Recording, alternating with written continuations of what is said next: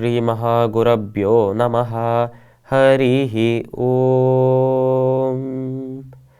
சதாசிவசமாரம்பாம் சங்கராச்சார்யமத்யமாம் அஸ்மதாச்சாரியபர்யந்தாம் வந்தே குருபரம்பராம். GeM TV நண்பர்களுக்கு எனது வணக்கங்கள். இன்றைய நாள் அனைவருக்கும் இனிய நாளாக அமைய எல்லாம் வல்ல இறைவனை வேண்டி இன்றைய எம்மதமும் நம்மதமே நிகழ்ச்சிக்கு செல்வோம். இன்றைக்கி நம்ம ஆதித்ய ஹிருதய ஸ்தோத்திரத்தோட 3வது ஸ்லோகத்தை அர்த்தத்தோடு பார்த்துட்டு இன்றைய ஆன்மீக கதைக்கு செல்வோம். ராம ராம மகாபாஹோ ஸ்ருணு குவ்யம் சனாதனம் ஏன சர்வா நரீன் வத்ச சமரே விஜயிஷ்யசி. இந்த ஸ்லோகத்திற்குண்டான விளக்கம். இதுவரைக்கும் நம்ம பார்த்தோம், நம்ம ராமர் ராவணனை எதிர்த்து போர் இடத்துக்கு, அதாவது அந்த ராவணனை எடுத்து சண்டை போடுறதுக்கு ரொம்ப ஒரு தயக்கத்தோடு இருக்கார் அப்படிங்கிறத பார்த்தோம்.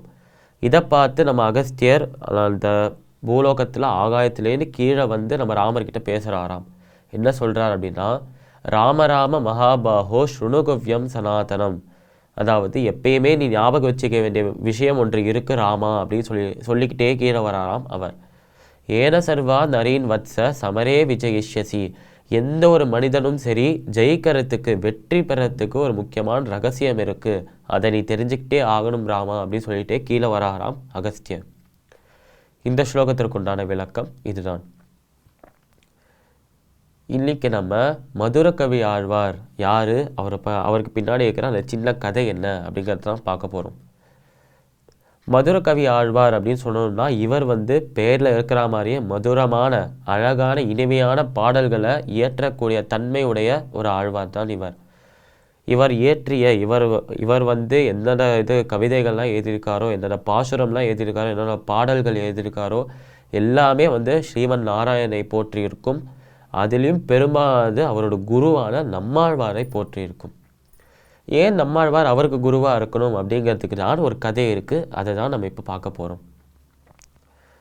என்ன ஆறுதுனா, நம்ம மதுரகவி ஆழ்வாருக்கு சின்ன வயதுலேருந்தே ஒரு இது வைஷ்ணவ பரிவாரத்தில் பிறந்ததுனால, வைஷ்ணவ குடும்பத்தில் பிறந்ததுனால விஷ்ணு மேலே ஒரு அதீத அன்பு இருந்ததாம் அவருக்கு. அதனாலேயே சின்ன வயசுலேருந்தே இந்த பாட்டு பாடுறது அதில் அவருக்கு ரொம்ப இன்ட்ரெஸ்ட் இருந்ததாம். கவிதைகள் எழுதுறது, கவிஞனாக வராராம் அவர் மதுரகவி ஆழ்வார். ஒரு கவியாக ஒரு கவிஞனாக இவர் இருக்கும்போது ஒரு நாள் அயோத்தியாவுக்கு அவர் போகிறாராம். அங்கே இருக்கிற ராமர், சீதை, லக்ஷ்மணன் எல்லாருமே பார்க்கறதுக்கு, அங்கே இருக்கிற விக்கிரகங்கள், கோவில்கள், திருத்தலங்களை பார்க்க அவர் அங்கே போகும்போது, அங்கே சேவிக்க போகும்போது அங்கேயும் சில பாசுரங்கள் பாடுறாராம். அதுலேயும் முக்கியமாக மங்களாசாசனம் பாடுறாராம் அங்கே. இப்படி அவங்க பாடினதுக்கப்புறம் என்ன ஆகுது அப்படின்னா, நம்ம எல்லாருக்குமே தெரியும் அயோத்தியா வட இந்தியாவில் இருக்குது அப்படிங்கிறது. ஸோ அவருக்கு அங்கே இருக்கும்போதே ஒரு நாள் என்ன ஆகுதுன்னா, தெற்கு திசையில் ஒரு ஜோதி தெரியாதுதான் அவருக்கு, மதுரகவி ஆழ்வாருக்கு. இந்த தெற்கு திசையாக இருக்கிற ஜோதியை பார்த்த உடனே வட இந்தியாவிலேருந்து இந்த தெற்கு திசையில் இருக்கிற ஜோதி எங்கே நம்ம கொண்டு போய் விட போகிறதுன்னு தெரியல. ஆனால் இது நம்மளுக்கு மட்டுமே தெரியாது, இது ரொம்ப முக்கியமான ஒரு ஜோதியாக இருக்கணும், இதுக்கு பின்னாடி ஏதாவது ஒரு காரணம் இருக்கணும் அப்படின்னு சொல்லிட்டு இந்த தெற்கு திசையாக இருக்கிற ஜோதியை பார்க்குறாராம். பார்த்தா அந்த ஜோதியில் நம்ம ஸ்ரீமன் நாராயணோட முகம் தெரியாதுதான், அழகான முகம் தெரியாதுதான், மேனி தெரியாதுதான். இதை பார்த்த உடனே ஓஹோ, அவர் தான் நம்மளை எங்கேயோ கூட்டிகிட்டு போகிறார், நிச்சயமாக இதை பின்தொடர்ந்து போகணும் அப்படின்னு சொல்லிட்டு அந்த தெற்கு திசையில் இருக்கிற அந்த ஜோதியை நோக்கி அவர் போகிறாராம். ஆனால் ஆச்சரியமாக அந்த ஜோதி அவரை விட்டு தள்ளி போயிட்டே இருக்காம் தெற்கு திசையில். இப்படியே அவர் அந்த ஜோதியை பின்தொடர்ந்து போக அந்த ஜோதியும் போய்கிட்டே இருக்க ஒரு சமயத்தில் என்ன ஆகுதுன்னா, ஆழ்வார் திருநகரி அப்படிங்கிற அந்த இடத்துல போயிட்டு அந்த ஜோதி நிற்கிறதாம். அந்த இடத்துலையும் அந்த ஜோதி மறைந்தும் போகிறதாம். அங்கே போன உடனே நம்ம மதுரகவி ஆழ்வார் யோசிக்கிறாராம், இந்த இடத்துல நம்மளையே இந்த ஜோதி இழுத்துட்டு வந்தது, இங்கே என்ன இருக்குது அப்படின்னு சொல்லிட்டு இங்கேயும் அங்கேயும் சுற்றி பார்க்கும்போது ஒரு 4-5 நபர்கள் பேசுகிறாளாம். உனக்கு தெரியுமா, நம்ம ஊரில் ஒரு 16 வயது சிறுவன் இருக்கானாம்.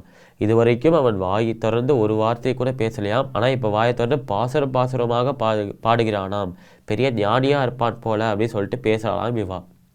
அந்த 16 வயது சிறுவன் யார்?